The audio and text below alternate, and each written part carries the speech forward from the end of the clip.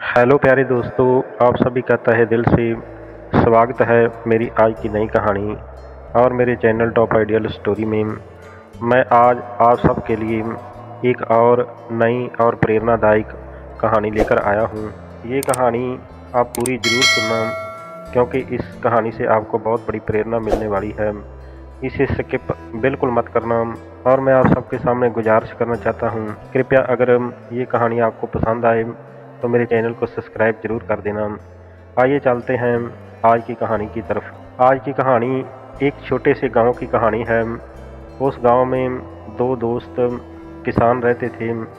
एक का नाम राम था और दूसरे का नाम श्याम था। राम और श्याम की बहुत ही गहरी दोस्ती थी। वो दोनों दोस्त आपस में मिलजुल कर रहते थे। लेकिन जो राम था वो बहुत ही मेहनती और अपने आप के ऊपर विश्वास करने वाला इंसान था। और श्याम हमेशा ही मेहनत से जी चुराता था। वो जी लगाकर कभी मेहनत नहीं करता था। एक बार की बात है कि राम की जब फसल पककर तैयार हुई तो उसकी फसल बहुत बढ़िया निकली। पूरे गांव में राम की फसल की चर्चा होने लगी। जैसे ही श्याम को राम की फसल के बारे में पता चला तो वो सोचने लगा कि मेरे पास भी उतनी ही ज़मीन है और ये राम के पास भी उतनी ज़मीन है, तो ये कैसे हो गया कि राम की फसल मुझसे इतनी ज़्यादा निकल जाती है। इसका कारण क्या है? तो उसने घर जाकर अपनी पत्नी को ये बात बताई। श्याम की पत्नी कहने लगी, जी तुम मेहनत करके तो राज़ी नहीं हो, और वो दिन रात अपने खेतों में मेहनत करता है, खून पसीना एक करके वो कमाई करता है, तब जाकर उसकी इतनी ज़्यादा फसल निकलती है। अगर तुम भी ये चाहते हो तो खूब अपने खेतों में मेहनत करो। श्याम ने कहा कि मेहनत करने को तो मेरा जी नहीं चाहता, कोई और तरकीब बताओ। तो उसकी पत्नी भी उसी की तरह स्वभाव की थी जिस तरह के श्याम का स्वभाव था। वो कहने लगी कि मेरे दिमाग में एक आइडिया है, अगर तुम चाहो तो कर सकते हो। श्याम कहने लगा कि जल्दी बताओ। तो श्याम की पत्नी कहने लगी कि तुम अपनी दूर की ज़मीन को बेचकर राम की ज़मीन के पास ही अपनी ज़मीन ले लो और तुम उससे कहो कि हम मिलजुल कर मेहनत करेंगे।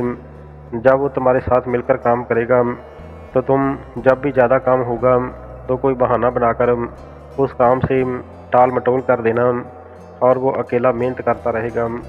आखिर में जब फसल पक कर तैयार होगी तो तब हम अपना बराबर का हिस्सा बांट लेंगे। तो श्याम बहुत खुश हुआ, कहने लगा, वाह आपका तो दिमाग बहुत तेज़ चलता है, मैं ऐसा ही करूँगा।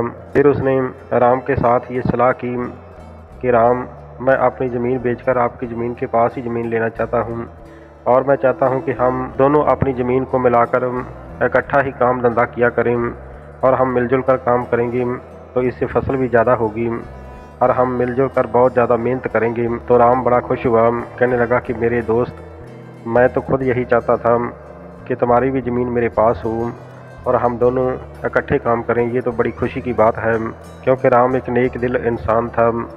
वो किसी की चालाकी को नहीं समझता था। तो उसे क्या पता था कि उसका दोस्त उससे धोखा कर रहा है। तो श्याम ने अपनी ज़मीन बेच दी और राम की ज़मीन के पास ही उसने ज़मीन खरीद ली। दोनों ही इकट्ठा काम धंधा करने लगे।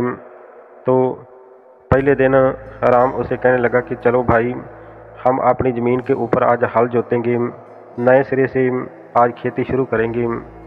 तो श्याम कहने लगा कि राम देखो, मैं आपके साथ खेत में चलता ज़रूर, लेकिन मेरी जो पत्नी है उसके पिताजी की तबीयत बहुत ढीली है, वो बहुत बीमार है, तो मुझे 10-15 दिन के लिए उसके पास उसकी देखभाल के लिए जाना होगा, क्योंकि वो अकेले रहते हैं, इसलिए हमें उनकी देखभाल करनी पड़ती है।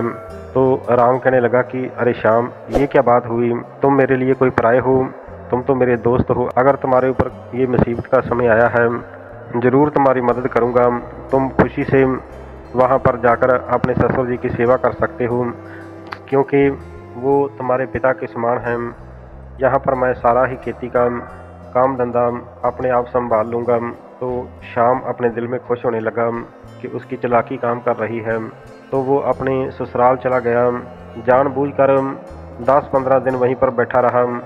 लेकिन जो राम था वो दिन रात जी तोड़कर मेहनत करने लगा, क्योंकि पहले तो उसे अपने 5 किला ज़मीन पर मेहनत करनी पड़ती थी, लेकिन अब 10 किला पर अकेले को मेहनत करनी पड़ी। तो उसका शरीर मेहनत से टूटकर चूर हो जाता था।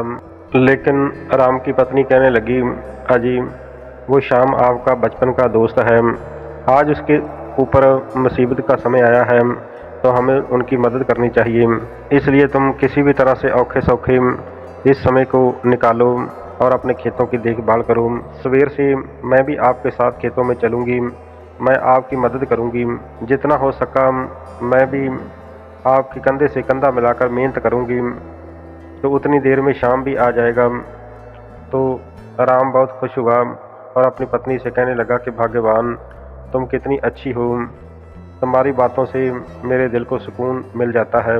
इसी तरह से कुछ समय गुजरा तो 15 दिन के बाद वो शाम अपने ससुराल से लौटकर आया और राम ने उसे कहा कि भाई चलो अब खेत में काम करते हैं, अब बारिशें होने वाली हैं और बारिश के पानी को एक खड्डा बनाकर उसमें इकट्ठा करेंगे, क्योंकि जब पानी की ज़रूरत हुई उस तालाब के पानी से हम खेतों की सिंचाई कर लेंगे, इसलिए बारिश के पानी को एक तालाब में इकट्ठा करने के लिए हमें खेत के एक कोने में एक तालाब, एक खड्डा पूटना पड़ेगा और तुम मेरे साथ चलो, हम दोनों ही उस गड्ढे को पूट लेते हैं। तो शाम ने हिसाब लगाया कि ये तो बड़ी मेहनत का काम है, करड़ी मेहनत करके कसी से वो खड्डा पूटना पड़ेगा, इतनी मेहनत कौन करे। उसने फिर चालाकी से जवाब दिया कि अरे भाई राम, मैं क्या बताऊं, आप कहोगे कि जब भी काम कहता हूं तो आप बहाना बनाते हो, लेकिन मेरे ऊपर मुसीबतें ही ऐसी आती हैं कि मुझे खुद समझ नहीं आती। अब तुम्हारी भाभी जी यानी कि जो मेरी पत्नी है वो रात से बहुत बीमार है, रात को उसका बुरा हाल था। अभी मैं आपको बताने के लिए आया था कि आज मैं उसे शहर ले जा रहा हूँ डॉक्टर को दिखाने के लिए। तो राम कहने लगा कि नहीं शाम, कोई बात नहीं, तुम भाभी जी को शहर लेकर जाओ और उसका इलाज करवाओ, खेतों का काम मैं देख लूँगा। शाम बड़ी चालाकी से काम से फिर बच गया। इसी तरह से कुछ समय और गुजरा तो फसल पककर तैयार हो गई। जब फसल पककर तैयार हुई तो राम शाम से कहने लगा, भाई अब हम दोनों फसल काट लेते हैं और उसको बोरियों में भर देते हैं। तो शाम कहने लगा कि राम, मैं आपके साथ ज़रूर चलता, लेकिन पता नहीं मेरे शरीर को क्या हो गया, रात से मिट्टी का ढेर बना हुआ है, मुझसे कहीं हिला जुला नहीं जा रहा, तो कुछ दिन रुककर हम फसल काट लेंगे। तो राम कहने लगा, नहीं शाम, अगर हम 1-2 दिन भी और रुकें तो पूरी फसल ख़राब हो जाएगी, क्योंकि वो पहले ही बहुत ज़्यादा पक चुकी है और ऊपर से बारिश का मौसम है। शाम कहने लगा कि फिर मैं कैसे करूं, क्योंकि मुझसे तो हिला तक भी नहीं जा रहा। तो राम कहने लगा कि कोई बात नहीं मेरे दोस्त, मैं किसी न किसी तरह कोई आदमी दिहाड़ी पर लगाकर वो फसल को कटवा देता हूँ। तो इसी तरह राम ने दिहाड़ीदार लगाकर और खुद साथ में लगकर वो फसल काट दी और जब काटकर फसल तैयार हो गई और दानों का बहुत बड़ा ढेर लग गया तो राम ने शाम से कहा, ऐ मेरे दोस्त, फसल कटकर तैयार हो गई, मैंने सारे दाना फक्का भी निकाल दिया है, उसकी तूड़ी अलग बन गई और दाने अलग हो चुके हैं। अब उनको बोरियों में भरकर मंडी में बेचने का समय है, तो चलो तुम अपना हिस्सा बांट लो और मुझे मेरा हिस्सा दे देना, हम बोरियों में फसल भरने वाले हैं। तो शाम झट से उसके साथ जाने के लिए तैयार हो गया। वो कहने लगा, हाँ हाँ शाम, क्यों नहीं, चलो हम खेत चलते हैं। राम और शाम खेत में गए, उन्होंने वो सारे दाने बोरियों में भर दिए। जब सारी फसल बोरियों में भर चुके तो राम शाम से कहने लगा कि अब कल हम इस फसल को मंडी में बेच आएंगे। अब इन बोरियों को बैलगाड़ी के ऊपर लादकर हम घर में ले चलते हैं। राम और शाम वो फसल की बोरियां अपनी बैलगाड़ी के ऊपर लादकर गांव में ले आए। राम कहने लगा कि शाम, इन बोरियों को तुम अपने घर में रात को रख लो और सुबह हम इनको मंडी में बेच आएंगे। तो शाम कहने लगा कि ठीक है, उन बोरियों को अपने घर में ले गया। तो रात को शाम और उसकी पत्नी बातें करने लगी कि अब इस फसल का क्या करें, हमको तो इसका आधी फसल ही हिस्सा मिलेगा। शाम की पत्नी कहने लगी कि एक तरकीब है, अगर आप करो तो आपको पूरी फसल मिल सकती है। शाम ने कहा कि कैसे? तो उसकी पत्नी कहने लगी कि तुम इन बोरियों को कहीं छिपा दो और सुबह जब राम आएगा तो उसे कहना कि रात को ये बोरियां चोरी हो गई, क्योंकि मैंने ये बोरियां बाहर आंगन में रखी थी। श्याम खुश हो गया, कहने लगा कि तुम्हारा दिमाग तो वाकई बहुत तेज है। उसने ऐसा ही किया कि उन बोरियों को छिपा दिया। जब सुबह राम आया तो श्याम से कहने लगा कि चलो हम अपनी फसल को मंडी में बेच कर आते हैं। तो श्याम कहने लगा कि राम, मैं आपको कैसे बताऊं कि अनर्थ हो गया। रात को सारी अनाज की बोरियां चोर चोरी करके ले गए। मैं सोता ही रह गया, मुझे पता ही नहीं चला। सुबह उठकर देखा तो यहाँ पर एक भी बोरी नहीं थी। यहाँ आंगन में मैंने सब बोरियां रखी थी। राम कहने लगा कि ये क्या हो गया, हम तो बर्बाद हो गए, हमारी पूरी फसल चली गई। श्याम कहने लगा, राम मेरी भी तो आधी फसल थी, मेरा भी तो बहुत नुकसान हुआ। राम कहने लगा कि ठीक है, चलो जो हुआ सो हुआ, अब पछताने से क्या फ़ायदा, मैं अपने घर को चलता हूँ। राम अपने घर को चला गया। घर जाकर राम ने अपनी पत्नी को सारी बात बताई। वो कहने लगी कि कोई बात नहीं, जो भगवान को मंजूर है वही होता है। तो एक दो दिन के बाद शाम ने सोचा, ऐसे में कैसे बेला बैठा रहूँगा, कुछ ना कुछ तो रोटी कमाने के लिए करना होगा। तो उसकी पत्नी कहने लगी कि हमारे घर के पीछे जो खाली ज़मीन है उसमें कोई सब्जियां ही बीज लो और उनको बाज़ार में बेचकर कुछ ना कुछ पैसे मिल जाएंगे और हमारा रोजी रोटी का गुजारा चल जाएगा। तो राम ने कहा कि ठीक है, मैं ऐसे ही करता हूँ। जैसे ही राम खाली ज़मीन में सब्जियां बीजने के लिए उसे खोदने लगा, तो जैसे ही उसने कसी से उस ज़मीन को खोदना शुरू किया, वहाँ से एक घड़ा निकला और वो घड़ा पूरी सोने की मोहरों से भरा हुआ था। वो घड़ा सोने की मोहरों से भरा हुआ था। तो ये राम देखकर हैरान रह गया।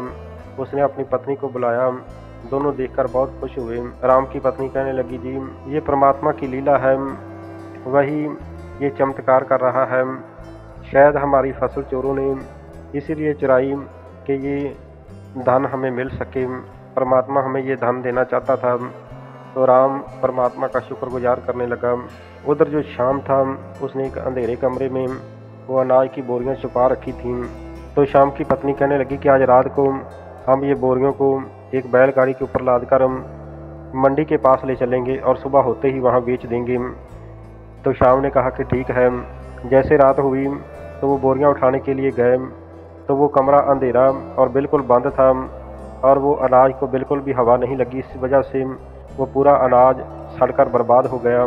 तो जब श्याम ने उस अनाज को देखा तो अपनी पत्नी से कहने लगा कि ये सब तुम्हारी करतूत है, ये पुट्ठी पट्टी आपने ही मुझे पढ़ाई थी, ये सारा अनाज ख़राब हो गया, अब इस सड़े हुए अनाज को कौन लेगा, मेरे हिस्से का अनाज भी ख़राब हो गया, अगर तुम ये ना करवाती तो हमारा अपना हिस्सा तो हमें मिल जाता। इसलिए बुरे काम का अंत हमेशा बुरा होता है। तुमने हमेशा मुझे बुरे काम के लिए ही प्रेरणा दी है, अब इसका सिला भी हमें भुगतना पड़ेगा। ये तुम्हारे सामने ही है सब कुछ, देखो कि बुरे काम का क्या नतीजा है। तो उसकी पत्नी भी पछताने लगी, लेकिन जो कर्म हो चुका है उसको बदला नहीं जा सकता। तो प्यारे दोस्तों, ये थी आज की एक मोटिवेशनल कहानी। यह कहानी हमें सीख देती है कि कभी किसी के साथ विश्वासघात नहीं करना चाहिए, किसी का बुरा नहीं करना चाहिए, क्योंकि बुरे काम का अंत हमेशा बुरा होता है। इसलिए अच्छे काम करें और अपनी मेहनत से अपने जीवन को संवारें। ये कहानी आप सबको कैसी लगी कमेंट बॉक्स में एक प्यारा सा कमेंट करके ज़रूर बताना। अगर ये कहानी आपको पसंद आई हो और इस कहानी से आपको कुछ सीखने को मिला हो तो कृपया मेरे इस चैनल को सब्सक्राइब ज़रूर कर देना। आप सभी का बहुत बहुत धन्यवाद। हमेशा अच्छा सोचो, अच्छा करो और खुश रहो। वंदे मातरम। जय भारत।